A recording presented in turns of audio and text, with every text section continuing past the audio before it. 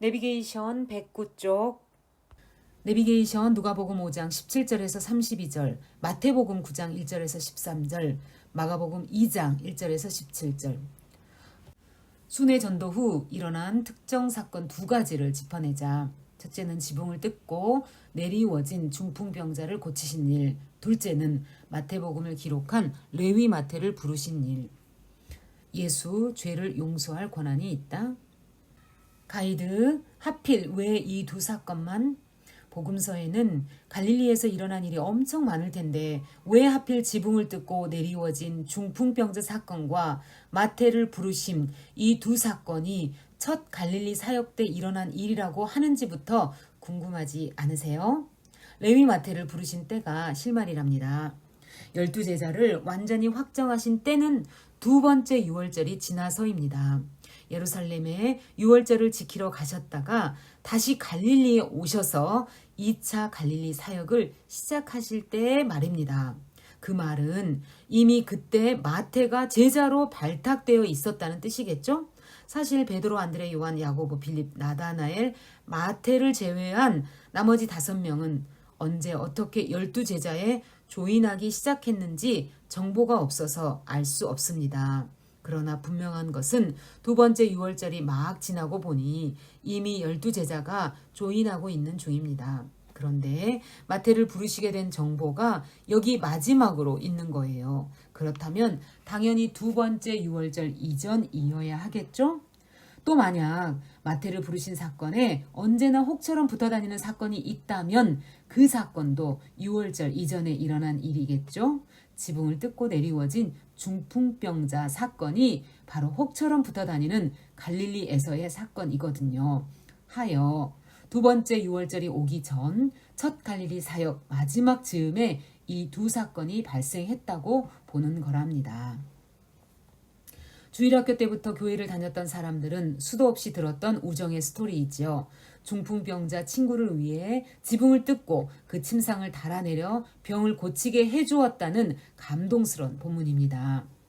이 이야기에는 늘 조연 배우들이 나타납니다. 알다시피 침상을 메고 지붕까지 올라간 우정의 친구들과 예루살렘에서 파견받은 서기관들이라고 불리는 사람들입니다. 그런데 우리는 지금까지 주로 그 우정의 친구들에게 익숙했던 것 같습니다. 그러나 본문은 훨씬 서기관들에게 관심이 있습니다. 사건 이후에 몇 절에 걸쳐서 그 사람들에 대한 얘기를 하고 있으니 말입니다. 서기관, 하시딤 운동 이후 생긴 직종 기억나시죠? 생각해 보세요. 여기는 갈릴리 지방이에요. 그런데 유대 예루살렘 본부에서 재정을 써가며 특별 근무를 하도록 출장 보냈다는 것은 무슨 뜻일까요? 본부는 예수님을 의식하고 있다는 것입니다. 마치 내가 누구냐고 물으며 세례 요한 현장에 나타난 근무 요원들과 비슷한 업무일 것입니다. 이들은 이제는 요주의 인물이 요한이 아니라 예수다라고 분석한 바리새파 그룹 일당과 관련된 자들임에 틀림없습니다. 예수께서 갈릴리에서 계속 활동을 하시니 정보를 찍어가기 위한 찍새들로 활동하고 있다는 뜻입니다. 특파원들입니다. 그렇다면 뭘 찍었을까요? 죄입니다. 저 예수가 중풍병자의 죄를 용서할 권리가 있다고? 하나님 이외에 감히 누가 죄를 사할 수 있단 말인가? 예수, 죄인 아닌가? 죄 문제. 공교롭게도 이어지는 마태 것만 해도 그렇습니다. 당시 사회에서 죄인의 심벌은 세리와 창녀였습니다. 그런데 바로 마태가 세리였지 않습니까? 로마. 실상은 헤롯 안티파스 가문이 로마로부터 세급 도급 권한을 따냈는데 그 로마에부터 세금을 엄청 부과해 동족의 혈세를 가져가는 세금업자, 텍스 컬렉터, 저 능지처참해도 시원찮은 죄인, 세금쟁이. 그런데 마태의 집에 앉은 예수님은 아주 위험한 발언을 합니다. 누가 봐도 정상은 아닙니다. 손해볼 언급이기 때문입니다. 자신은 죄인과 친구라는 겁니다. 죄인 때문에 세상에 왔다고 합니다. 훌륭하고 권세 있는 사람과 친한 것을 밝히고 싶어 하는 것이 인지상정 아닙니까? 그런데 왜 거꾸로 죄인의 친구라고 구태여 적극적으로 말할까요? 그리고 정말 마태 결국은 그의 제자가 되지 않습니까? 가만히 생각해 보십시오. 당시 예수님의 입장에서는 단 한 점도 이득될 것이 없는 주장입니다. 정말 바보가 아니라면 이런 발언은 하지 않는 게 낫습니다. 가난한 사람도 아니고 불쌍한 사람도 아니고 힘없는 사람도 아니고 하필 왜 죄인이란 말입니까? 자기가 죄인이라는 자책감 때문에 숨죽이고 있는 사람을 좋아하는 이 예수는 도대체 누구입니까? 그리고 양심이 아파 울고 있는 사람의 죄에 왜 예수님은 관심을 두십니까? 왜 그것 때문에 자신이 이 세상에 왔다고 합니까? 영혼이 으깨어져 파산 선고하고 울고 있는 사람을 예수님은 왜 찾으실까요? 인류 역사를 보면 금, 명예, 건강, 정의, 사랑, 명소, 하다못해 맛집을 찾아다니는 사람은 많지만 죄인을 애타게 찾는 분을 본 적이 있습니까? 그런 죄인과 도대체 무슨 관계입니까? 부부관계도 부자지간도 쌍방간에 손해를 끼치거나 입은 관계도 아닌 무작위의 인류 모두의 죄 문제에 왜 그는 관심이 있는 겁니까?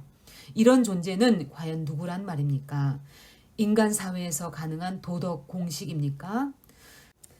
검찰청이나 법무부 공식 기관도 아니면서 어떻게 타인의 잘잘못에 관여합니까?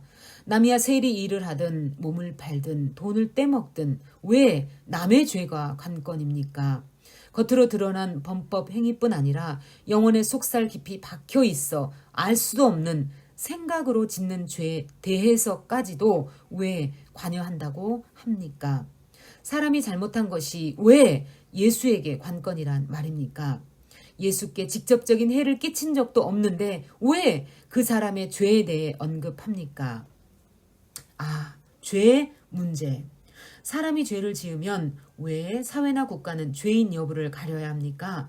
판단 기준은 도대체 누가 언제 정했단 말입니까? 법은 왜 존재해 온 것입니까? 또 왜 나라마다 정부마다 기준이 다릅니까? 그렇다면 어떤 기준이 절대 기준이란 말입니까? 사회 공동체의 죄 문제는 그렇다 쳐도 이 글을 읽고 있는 당신은 또 왜 그렇습니까? 누가 본 적도 없는데 잘못을 저지르면 왜 자꾸 그 생각이 떠오르는 것입니까? 한 달, 1년, 10년이 지나도 왜 사라지지 않고 영혼 속에 주리를 틀고 앉아서 늘 당신을 째려봅니까? 도대체 그 정체가 뭡니까? 왜 당신에게는 당신이 만들지도 않은 양심이라는 이상한 장치가 있는 것일까요? 왜 눈에도 보이지 않는 그 양심은 당신 몸에서 피를 펌프질하는 심장을 쿵쿵거리게 만든단 말입니까? 남편과 싸우면 왜 안 기쁩니까? 싸웠는데도 기쁠 수는 없는 걸까요? 사람에게 기쁨, 평화, 행복은 최고 가치인데 이 가치들이 왜 죄냐, 죄가 아니냐 하는 사안과 이렇게 내통하는 것입니까?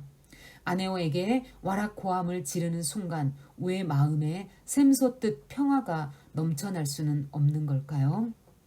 중풍병자의 죄, 뭐 대단했겠습니까? 다 그런 것 아닙니까? 마태의 죄, 누구나 정죄하는 죄의 무게를 가진 자 아닙니까? 중풍병자의 죄가 마태보다 더 했겠습니까? 가이드, 예수, 자기가 하나님처럼 죄를 용서할 권한이 있다는 데까지 갔다 오바. 자, 여러분, 어쨌든 이번 본문은 죄가 주제입니다. 성경에서 정말 중요하게 다루는 주제 중 하나가 죄여서 설명이 길어졌네요. 곰곰이 생각하며 읽어봅시다. 죄가 무엇인가도 어렵지만 죄를 사하는 권한을 가졌다는 예수, 그는 도대체 누구인가를 생각하는 것도 어렵지 않습니까? 그런데 그 말을 뒷받침해 주듯 중풍병자가 벌떡 일어나는 것은 또 뭐란 말입니까? 초능력 술사도 이런 환자를 고칠 수야 있겠지만 내가 내 죄를 용서한다. 그 결과로 너는 일어날 것이다. 이렇게 말한다면 이건 또 다른 문제거든요. 이런 일은 사람이 할 수 있는 범주에 있지 않기 때문입니다. 예수, 그는 당시 정말 미스테리한 존재였습니다. 갈릴리 사역을 마무리할 즈음 예루살렘 본부에서 파견된 정치 종교 지도자들은 예수의 신성 모독적 발언에 황당했을 것입니다. 갈릴리 지역은 말할 것도 없고 예루살렘 본부 진영에까지 보고되었을 것입니다. 성경 누가복음 5장 17절에서 32절. 하루는 가르치실 때에 갈릴리의 각 마을과 유대와 예루살렘에서 온 바리새인과 율법 교사들이 앉았는데 병을 고치는 주의 능력이 예수와 함께 하더라. 한 중풍병자를 사람들이 침상에 메고 와서 예수 앞에 들여놓고자 하였으나 무리 때문에 메고 들어갈 길을 얻지 못한지라 지붕에 올라가 기와를 벗기고 병자를 침상째 무리 가운데로 예수 앞에 달아내리니 예수께서 그들의 믿음을 보시고 이르시되 이 사람아 내 죄사함을 받았느니라 하시니 서기관들과 바리새인들이 생각하여 이르되 이 신성모독하는 자가 누구냐 오직 하나님 외에 누가 능히 죄를 사하겠느냐. 예수께서 그 생각을 아시고 대답하여 이르시되 너희 마음에 무슨 생각을 하느냐 내 죄사함을 받았느니라 하는 말과 일어나 걸어가라 하는 말이 어느 것이 쉽겠느냐. 그러나 인자가 땅에서 죄를 사하는 권세가 있는 줄을 너희로 알게 하리라 하시고 중풍병자에게 말씀하시되 내가 내게 이르노니 일어나 내 침상을 가지고 집으로 가라 하시매 그 사람이 그들 앞에서 곧 일어나 그 누웠던 것을 가지고 하나님께 영광을 돌리며 자기 집으로 돌아가니 모든 사람이 놀라 하나님께 영광을 돌리며 심히 두려워하여 이르되 오늘 우리가 놀라운 일을 보았다 하니라. 그 후에 예수께서 나가사 레위라 하는 세리가 세관에 앉아 있는 것을 보시고 나를 따르라 하시니 그가 모든 것을 버리고 일어나 따르니라. 레위가 예수를 위하여 자기 집에서 큰 잔치를 하니 세리와 다른 사람이 많이 함께 앉아 있는지라. 바리새인과 그들의 서기관들이 그 제자들을 비방하여 이르되 너희가 어찌하여 세리와 죄인과 함께 먹고 마시느냐. 예수께서 대답하여 이르시되 건강한 자에게는 의사가 쓸데없고 병든 자에게라야 쓸데있나니 내가 의인을 부르러 온 것이 아니요 죄인을 불러 회개시키러 왔노라. 마태복음 9장 1절에서 13절. 예수께서 배에 오르사 건너가 본 동네에 이르시니 침상에 누운 중풍병자를 사람들이 데리고 오거늘 예수께서 그들의 믿음을 보시고 중풍병자에게 이르시되 작은 자야 안심하라 내 죄사함을 받았느니라.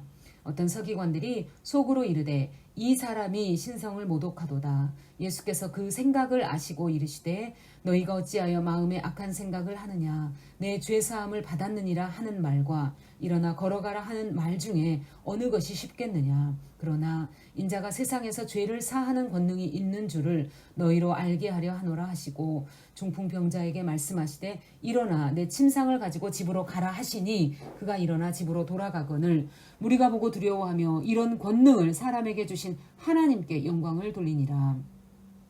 예수께서 그곳을 떠나 지나가시다가 마테라 하는 사람이 세관에 앉아 있는 것을 보시고 이르시되 나를 따르라 하시니 일어나 따르니라. 예수께서 마테의 집에서 앉아 음식을 잡수실 때에 많은 세리와 죄인들이 와서 예수와 그의 제자들과 함께 앉았더니 바리새인들이 보고 그의 제자들에게 이르되 어찌하여 너희 선생은 세리와 죄인들과 함께 잡수시느냐. 예수께서 들으시고 이르시되 건강한 자에게는 의사가 쓸데없고 병든 자에게라야 쓸데있느니라. 너희는 가서 내가 긍휼을 원하고 제사를 원하지 아니하노라 하신 뜻이 무엇인지 배우라. 나는 의인을 부르러 온 것이 아니요 죄인을 부르러 왔노라 하시니라. 마가복음 2장 1절에서 17절. 수일 후에 예수께서 다시 가버나움에 들어가시니 집에 계시다는 소문이 들린지라 많은 사람이 모여서 문 앞까지도 들어설 자리가 없게 되었는데 예수께서 그들에게 도를 말씀하시더니 사람들이 한 중풍병자를 4사람에게 메워가지고 예수께로 올세 무리들 때문에 예수께 데려갈 수 없으므로 그 계신 곳에 지붕을 뜯어 구멍을 내고 중풍병자가 누운 상을 달아내리니 예수께서 그들의 믿음을 보시고 중풍병자에게 이르시되 작은 자야 내 죄사함을 받았느니라 하시니 어떤 서기관들이 거기 앉아서 마음에 생각하기를 이 사람이 어찌 이렇게 말하는가 신성모독이로다 오직 하나님 한 분 외에는 누가 능히 죄를 사하겠느냐. 그들이 속으로 이렇게 생각하는 줄을 예수께서 곧 중심에 아시고 이르시되 어찌하여 이것을 마음에 생각하느냐. 중풍병자에게 내 죄사함을 받았느니라 하는 말과 일어나 내 상을 가지고 걸어가라 하는 말 중에서 어느 것이 쉽겠느냐. 그러나 인자가 땅에서 죄를 사하는 권세가 있는 줄을 너희로 알게 하려고 하노라 하시고 중풍병자에게 말씀하시되 내가 내게 이르노니 일어나 내 상을 가지고 집으로 가라 하시니 그가 일어나 곧 상을 가지고 모든 사람 앞에서 나가거늘 그들이 다 놀라 하나님께 영광을 돌리며 이르되 우리가 이런 일을 도무지 보지 못하였다 하더라. 예수께서 다시 바닷가에 나가심에 큰 무리가 나왔거늘 예수께서 그들을 가르치시니라. 또 지나가시다가 알페오의 아들 레위가 세관에 앉아 있는 것을 보시고 그에게 이르시되 나를 따르라 하시니 일어나 따르니라. 그의 집에 앉아 잡수실 때에 많은 세리와 죄인들이 예수와 그의 제자들과 함께 앉았으니 이는 그러한 사람들이 많이 있어서 예수를 따름이러라. 바리새인의 서기관들이 예수께서 죄인 및 세리들과 함께 잡수시는 것을 보고 그의 제자들에게 이르되 어찌하여 세리 및 죄인들과 함께 먹는가? 예수께서 들으시고 그들에게 이르시되 건강한 자에게는 의사가 쓸데없고 병든 자에게라야 쓸데있느니라. 나는 의인을 부르러 온 것이 아니요 죄인을 부르러 왔노라 하시니라. 내비게이션 누가복음 5장 33절에서 39절, 마태복음 9장 14절에서 17절, 마가복음 2장 18절에서 22절. 세례 요한의 제자들이 금식 문제를 질문하다. 이 사건은 꼭 여기서 일어났다고 보지 않는 입장도 있습니다. 거의 세 번째 유월절 가까이서 일어난 것으로 보기도 하죠. 그러나 대체적으로 앞에 두 사건에 이어 기록되어 있어서 별 문제 없이 연결되어 일어난 일로도 봅니다. 그래서 우리는 여기서 읽으려고 합니다. 당시 유대인들이 금식일로 지켰던 날, 속죄일, 불임절 전날로 보이는데 그 날에 예수님의 제자들은 금식을 하지 않았습니다. 점점 힘을 잃어가는 세례 요한 공동체의 핵심 멤버들 중 예수께로 전향하지 않은 제자들이 그것을 문제 삼은 것입니다. 요즘 말로 하면 약간 안경을 끼고 보는 시기라고나 할까요? 일주일간 계속되는 결혼 준비 기간 중 신랑이 등장할 때까지는 비록 금식일이라도 음식을 먹어도 되는 풍습을 예로 들어 예수께서 대답하십니다. 또 새 포도주는 새 부대라는 개혁주의 슬로건으로 쓰는 유명한 언급을 하시게 됩니다. 우리가 공부했던 유대주의의 일격을 가하는 말씀입니다. 확실히 예수께서는 율법을 완성하러 오신 분으로서의 면모를 보여주십니다. 세례 요한은 감옥에 있고 그의 제자들은 조직을 해체하지 않은 채 있었던 것으로 보입니다. 물론 후에 세례 요한도 예수께 질문이 생겨서 제자들을 통해 접근해 옵니다. 세례 요한 측은 금식 문제에 대해서는 바리새인 입장을 옹호한 것 같습니다. 성경 누가복음 5장 33절에서 39절. 그들이 예수께 말하되 요한의 제자는 자주 금식하며 기도하고 바리새인의 제자들도 또한 그리하되 당신의 제자들은 먹고 마시나이다. 예수께서 그들에게 이르시되 혼인집 손님들이 신랑과 함께 있을 때 너희가 그 손님으로 금식하게 할 수 있느냐? 그러나 그날에 이르러 그들이 신랑을 빼앗기리니 그날에는 금식할 것이니라. 또 비유하여 이르시되 새 옷에서 한 조각을 찢어 낡은 옷에 붙이는 자가 없나니 만일 그렇게 하면 새 옷을 찢을 뿐이요 또 새 옷에서 찢은 조각이 낡은 것에 어울리지 아니하리라. 새 포도주를 낡은 가죽 부대에 넣는 자가 없나니 만일 그렇게 하면 새 포도주가 부대를 터뜨려 포도주가 쏟아지고 부대도 못 쓰게 되리라. 새 포도주는 새 부대에 넣어야 할 것이니라. 묵은 포도주를 마시고 새 것을 원하는 자가 없나니 이는 묵은 것이 좋다 함이니라. 마태복음 9장 14절에서 17절. 그때에 요한의 제자들이 예수께 나와 이르되 우리와 바리새인들은 금식하는데 어찌하여 당신의 제자들은 금식하지 아니하나이까? 예수께서 그들에게 이르시되 혼인집 손님들이 신랑과 함께 있을 동안에 슬퍼할 수 있느냐? 그러나 신랑을 빼앗길 날이 이르리니 그때에는 금식할 것이니라. 생배 조각을 낡은 옷에 붙이는 자가 없나니 이는 기운 것이 그 옷을 당기어 헤어짐이 더하게 되미요. 새 포도주를 낡은 가죽 부대에 넣지 아니하나니 그렇게 하면 부대가 터져 포도주가 쏟아지고 부대도 버리게 됨이라. 새 포도주는 새 부대에 넣어야 둘이 다 보전되느니라. 마가복음 2장 18절에서 22절. 요한의 제자들과 바리새인들이 금식하고 있는지라 사람들이 예수께 와서 말하되 요한의 제자들과 바리새인의 제자들은 금식하는데 어찌하여 당신의 제자들은 금식하지 아니하나이까? 예수께서 그들에게 이르시되 혼인집 손님들이 신랑과 함께 있을 때 금식할 수 있느냐? 신랑과 함께 있을 동안에는 금식할 수 없느니라. 그러나 신랑을 빼앗길 날이 이르리니 그날에는 금식할 것이니라. 생배 조각을 낡은 옷에 붙이는 자가 없나니 만일 그렇게 하면 기운 새 것이 낡은 그것을 당기어 헤어짐이 더하게 되느니라. 새 포도주를 낡은 가죽 부대에 넣는 자가 없나니 만일 그렇게 하면 새 포도주가 부대를 터뜨려 포도주와 부대를 버리게 되리라. 오직 새 포도주는 새 부대에 넣느니라 하시니라. 아멘.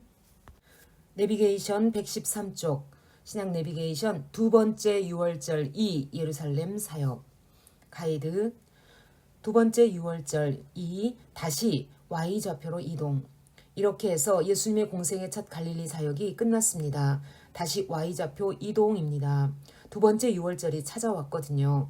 예루살렘으로 향하시는 예수님을 뒤쫓던 본부에서 파견받은 대제사장 바리새파 사람들도 철수했을 것 같네요.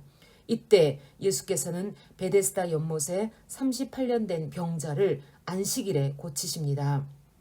그런데 여기서 또 궁금하신 분 계시죠? 베데스다 연못에 38년 된 병자 사건이 일어난 게 두 번째 6월절 맞나? 성경에는 그냥 유대인의 명절이라 그랬는데 우리 한번 생각해 봐요. 칼빈은 첫 6월절을 지나 유대를 떠나 사마리아를 지날 때 추수하기 전 4개월이었던 것으로 보면서 그렇다면 그 이후 오순절이 다가오지 않았을까 생각한다고 했습니다. 그러나 많은 정통학자들은 거의 대부분 이 절기를 6월절이라고 해석해서 요한복음 2장 13절과 요한복음 6장 4절 사이에 6월절을 하나 더 둡니다. 그래야 공생애 3년이란 시간도 가능해진다는 것입니다. 공생애를 3년 동안이라고 말하려면 6월절이 한 번 더 있어야 하고 그렇다면 이때가 두 번째 6월절일 가능성이 가장 높습니다. 또한 요한복음은 6월절을 중심에 놓고 진행되는데 이 유대인의 명절이라고 표현된 것도 6월절로 보는 것이 일관성 있다는 해석들이 지배적이어서 우리도 그렇게 보려고 합니다. 자, 이제 사건 안으로 들어가 봅시다. 지금쯤 와보니 예루살렘에서의 예수님의 움직임은 이미 그들의 레이더망 안에서 빠져나갈 수 없음이 확실합니다. 아니 이제부터는 계속 바리새인, 사두개인, 서기관, 유대인들 등으로 지칭되는 조직의 감시를 받고 있다고 생각하셔야 합니다. 예수님을 제거하고 그 추종자 조직을 해체시켜야 한다는 분명한 목표를 가진 사람들이 생긴 것이죠. 복음서 표면에 떠 있는 얘기가 아니어서 눈에 금방 보이지는 않지만 조금만 생각해 보면 금방 알아챌 수 있습니다. 예수님은 이렇게 실세들과 암투를 벌이고 계시다는 것을 결코 잊어서는 안 됩니다. 아니, 사실은 이미 첫 6월절에 그들에게 도전장을 내신 분이 예수님이셨습니다. 그 이후 예수님의 세력은 점점 커졌습니다. 아래 본문에 나오는 유대인들을 막연히 유대인이라고 하지 말고 그들의 얼굴이 대충 이렇게 생겼겠구나 감 잡을 수 있습니다. 예수님이 상대하시는 대상이 12제자, 민중, 그리고 이 기득권 정치 세력 이렇게 세 그룹이구나 하는 것도 이제 좀 보입니다. 다시 확인합시다. 때는 두 번째 6월절, 장소는 예루살렘. 자자, 현장 상황 이쯤 생각하고 성경 본문으로 들어갑시다. 내비게이션 요한복음 5장 1절에서 18절. 베데스다 연못에 38년 된 병자를 안식일에 고친 것이 화근이 되어 논쟁 붙다. 예수, 하나님과 동등하다. 예루살렘에 도착하신 예수께서 이번에도 공교롭게 또 병자를 고치셨습니다. 38년 된 중풍병자로 봅니다. 그런데 이것이 또 화근이 되었습니다. 안식일에 병을 고친 것은 불법이라는 것. 내 아버지께서 이제까지 일하고 계시니 나도 일한다는 예수님의 대답 때문에 사건이 더 불거졌던 것입니다. 그렇지 않아도 갈릴리에서 올라온 보고가 계류 중이었을 것입니다. 내용 증명, 예수, 죄를 용서할 권한이 있다고 주장함입니다. 그런데 이번에는 예루살렘에 올라와서 또 다른 폭탄 선언을 합니다. 그들의 이슈는 이렇습니다. 하나님을 자기 아버지라 칭함으로 하나님과 동등한 위치라고 주장하다니. 사실 얼마나 당연한 반응입니까? 사람이 감히 하나님의 위치에 있다고 하니 이런 반응은 정말 정당합니다. 그런데 그들이 이런 반응을 보일 때 아닙니다. 사람인 내가 어떻게 하나님과 동등할 수 있겠소? 어이없는 일이요. 라고 하지 않으셨다는 사실입니다. 오히려 그들이 문제시하는 것에 대해 뭔가 설명하고 싶어 하셨고 그 내용이 기록으로 남아 있습니다. 왜 예수께서는 당신 자신에 대해서 늘 뭔가를 설명하고 싶어 하실까? 우린 그것을 읽어내야 합니다. 하긴 단지 그 38년 된 병자 한 사람의 병이 나은 것, 그것 자체가 전부는 아닐 것입니다. 이 사람 말고도 병 고침 받은 사람들이 얼마나 많습니까? 병 고침 자체가 아니라 왜 예수는 그런 일을 행하고 있는가가 관건입니다. 그 환자들은 지금 다 죽었습니다. 그들은 가고 없고 그 사건 이후 남아있는 그 메시지, 그것이 중요합니다. 우리가 챙길 것은 그것입니다. 한마디로 하나님의 아들로서 아버지께서 지금까지 하고 계시는 일을 나도 하고 있다라는 말입니다. 그분 속에 고여 있던 것이 이런 문장으로 표현되었습니다. 얼핏 읽어도 이해되지 않는 이 말은 무슨 뜻일까요? 복음서에는 예수 자신을 설명하는 글이 남아 있습니다. 석가는 결코 자신이 신적인 존재임을 밝힌 적이 없습니다. 생로병사의 대면에서 정직하게 인생을 사색할 뿐이었습니다. 결코 자신의 정체에 무슨 비밀이 있는 양 설명하려 하지 않았습니다. 이에 반해 예수님은 왜 이토록 자신을 설명해내려 할까요? 무슨 비밀이 있기에 그토록 애를 쓰시는 걸까요? 왜 우리에게 알리려는 것일까요? 우리가 정말 알아야만 하기 때문이 아닐까요? 손가락 표시. 그런데도 우리는 38년 된 병자 얘기는 알지만 이 사건에 이어지는 자기 자신 설명은 왜 기억에 없을까요? 괜찮습니다. 아래를 보세요. 다음 내비게이션이 떠 있습니다. 이제 이렇게 읽어나가면 하나하나 깨달아질 것입니다. 아자. 성경 요한복음 5장 1절에서 18절. 그 후에 유대인의 명절이 되어 예수께서 예루살렘에 올라가시니라. 예루살렘에 있는 양문 곁에 히브리 말로 베데스다라 하는 못이 있는데 거기 행각 5이 있고 그 안에 많은 병자, 맹인, 다리 저는 사람, 혈기 마른 사람들이 누워 물의 움직임을 기다리니 이는 천사가 가끔 못에 내려와 물을 움직이게 하는데 움직인 후에 먼저 들어가는 자는 어떤 병에 걸렸든지 낫게 되밀어라. 거기 38배 된 병자가 있더라. 예수께서 그 누운 것을 보시고 병이 벌써 오랜 된 줄 아시고 이르시되 내가 낫고자 하느냐? 병자가 대답하되 주여 물이 움직일 때에 나를 못에 넣어주는 사람이 없어 내가 가는 동안에 다른 사람이 먼저 내려가나이다. 예수께서 이르시되 일어나 내 자리를 들고 걸어가라 하시니 그 사람이 곧 나아서 자리를 들고 걸어가니라. 이날은 안식일이니 유대인들이 병 나은 사람에게 이르되 안식일인데 내가 자리를 들고 가는 것이 옳지 아니하니라. 대답하되 나를 낫게 한 그가 자리를 들고 걸어가라 하더라 하니 그들이 묻되 너에게 자리를 들고 걸어가라 한 사람이 누구냐 하되 고침을 받은 사람은 그가 누구인지 알지 못하니 이는 거기 사람이 많으므로 예수께서 이미 피하셨음이라. 그 후에 예수께서 성전에서 그 사람을 만나 이르시되 보라 내가 나았으니 더 심한 것이 생기지 않게 다시는 죄를 범하지 말라 하시니 그 사람이 유대인들에게 가서 자기를 고친 이는 예수라 하니라. 그러므로 안식일에 이러한 일을 행하신다 하여 유대인들이 예수를 박해하게 된지라. 예수께서 그들에게 이르시되 내 아버지께서 이제까지 일하시니 나도 일한다 하시매 유대인들이 이로 말미암아 더욱 예수를 죽이고자 하니 이는 안식일을 범할 뿐만 아니라 하나님을 자기의 친아버지라 하여 자기를 하나님과 동등으로 삼으심이로라. 아멘. 내비게이션 요한복음 5장 19절에서 30절. 예수 자기가 누구인지 스스로 밝히는 설명을 하다. 나 자증할 자격 있다. 동양에는 천자사상이라는 것이 있습니다. 천재, 하나님이죠. 천재의 아들로서 천재를 대신하여 세계를 통치하는 자를 말합니다. 그는 신격화된 군주, 왕입니다. 황제라는 칭호로 부르는 존재이죠. 그 존재는 보통 이상 탄생의 설화를 안고 나타납니다. 공자가 기다렸던 이상국가의 왕상도 그런 존재입니다. 성왕은 종심소욕 분류구의 단계에 들어간 존재입니다. 욕심을 쫓아 행해도 일정한 법도 천재의 뜻에서 벗어나지 않는 존재이죠. 즉 하늘입니다. 성왕은 곧 하늘이요 하늘이 곧 성왕인 분입니다. 예수님의 표현대로 하자면 뜻이 하늘에서 이루어진 것처럼 땅에서도 이루어낼 자입니다. 중국은 곧 동양이지요.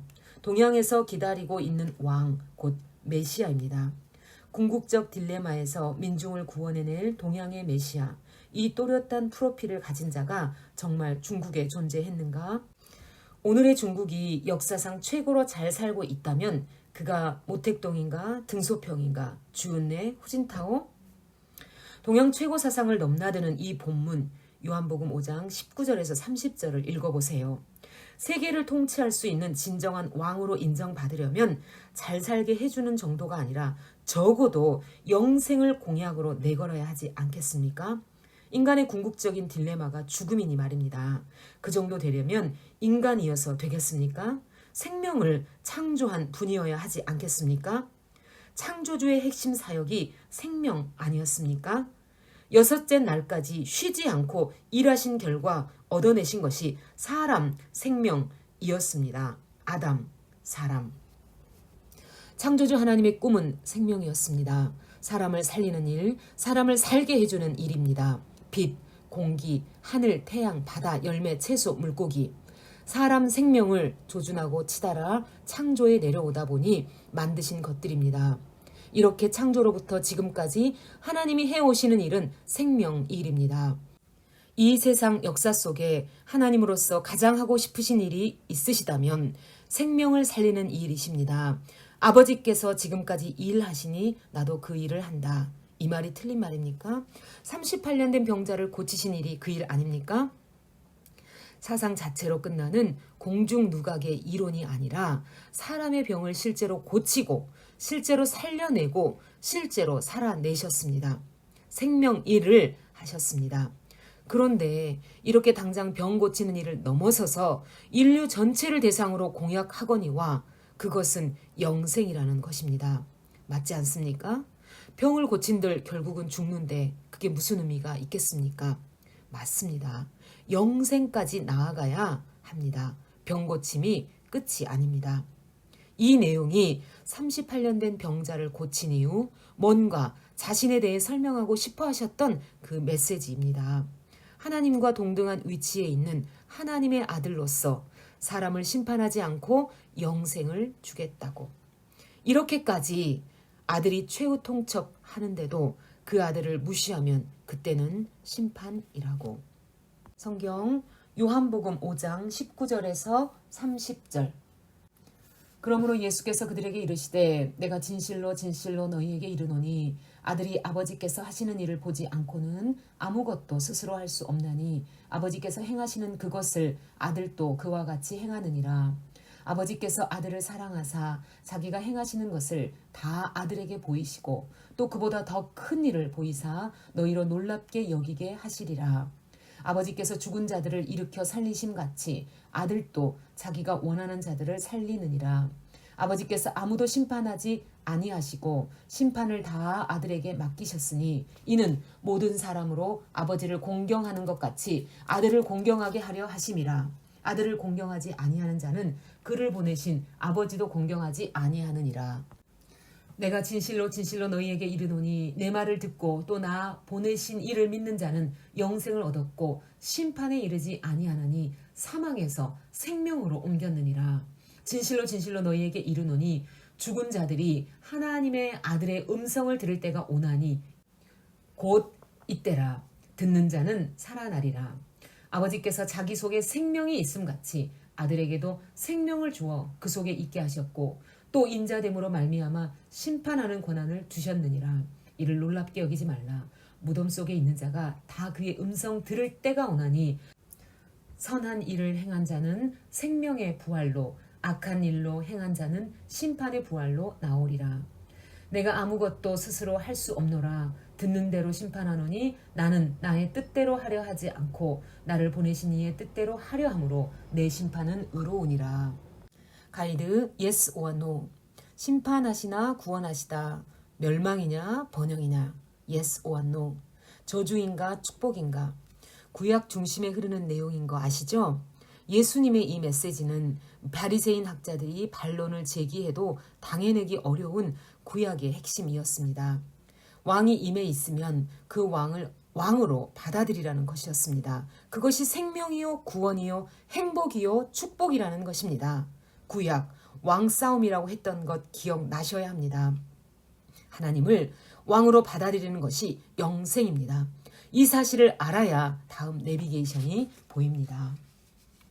내비게이션 요한복음 5장 31절에서 47절. 예수, 자증의 불합리를 따질까봐 또다시 설명하다. 나 타증도 있다. 예수님은 매우 합리적으로 설명하셨고 그 설명을 들었던 사도 요한 역시 매우 논리적으로 현장에서 들었던 말씀을 정리합니다. 보통 사회에서 자증은 먹히지 않습니다. 타증, 물증이 있어야 법적 효력이 있지요. 예수는 자증할 자격이 있는 분이다. 그분 자신 이외에 누가 그를 설명하겠습니까? 그럼에도 불구하고 사람의 예대로 설명하고자 하십니다. 사회에서 통용하는 원칙을 따라서 설명하십니다. 사람이 이해하기 원하셔서입니다. 타증 1. 세례 요한이 나를 증거하지 않았는가? 타증 2. 물증이 있다. 지금까지 내가 한 일이 증거한다. 병을 고쳤다. 병이란 생명을 위협하는 대표 이미지 아닌가? 타증 3. 하나님 아버지께서 구약 성경을 통해 증거하셨다. 하나님의 말씀, 구약은 나에 대하여 증거한다. 자, 이 프레임을 갖고 본문으로 들어가 보세요. 이 본문이 예수님의 육성으로 들리게 해달라고 기도하면서 성경 요한복음 5장 31절에서 47절.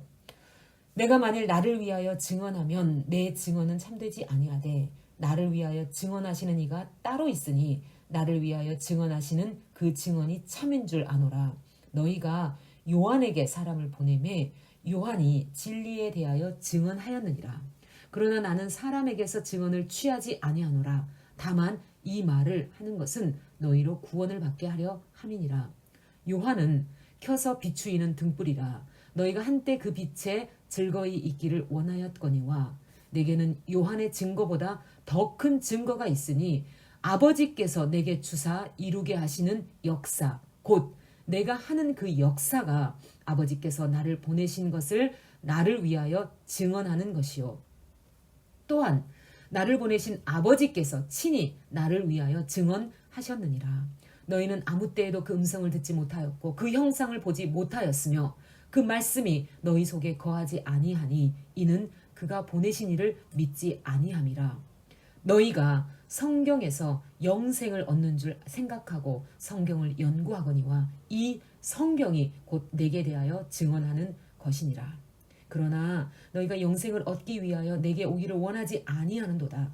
나는 사람에게서 영광을 취하지 아니하노라. 다만 하나님을 사랑하는 것이 너희 속에 없음을 알았노라. 나는 내 아버지의 이름으로 왔음에 너희가 영접하지 아니하나 만일 다른 사람이 자기 이름으로 오면 영접하리라. 너희가 서로 영광을 취하고 유일하신 하나님께로부터 오는 영광은 구하지 아니하니 어찌 나를 믿을 수 있느냐. 내가 너희를 아버지께 고발할까 생각하지 말라. 너희를 고발하는 이가 있으니 곧 너희가 바라는 자 모세니라. 모세를 믿었더라면 또 나를 믿었으리니 이는 그가 내게 대하여 기록하였음이라. 그러나 그의 글도 믿지 아니하거든 어찌 내 말을 믿겠느냐 하시니라. 아멘. 가이드, 주장, 그리고 증명. 주장은 어떤 의미에서 선포입니다. 그러나 증명은 근거입니다. 예수님은 초기 사역부터 자신이 하나님의 아들이요 영생을 주겠다고 주장해 왔습니다. 그 주장을 백업해 주는 일이 병을 고치는 것으로 나타난 것입니다. 그가 현재 하고 있는 일, 생명과 관련된 일입니다. 지금 이 논증을 듣고 있는 정치 세력과 당국자들에게 쏟아내는 핵심이 무엇입니까? 여러분이 잘 외우시는 말씀, 너희가 영생을 얻고자 하여 열심히 성경, 구약을 상고하거니와 이 성경이 곧 나에 대하여 증거하는 것이라 입니다. 요한복음 5장 39절. 예수를 죽이기로 결안하는 시작 시점. 당국자들은 대단히 거북합니다. 병 고침 받은 환자들이야 자기 문제를 해결했으니 그저 예수님이 좋습니다. 그가 누구인들 상관이 없습니다. 그러나 정치 않은 사람들은 혜성처럼 나타난 예수에게 사람이 쏠린다는 사실 자체가 기분이 좋지 않습니다. 어떻게 해서든지 예수에게서 민중을 떼어내는 것이 1차 관건입니다.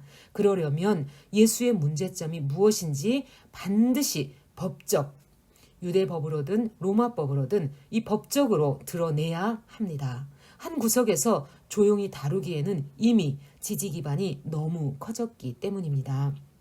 그런데 예수 만만치 않습니다. 우선 성경적으로 논리적으로 당해낼 재간이 없어 보입니다.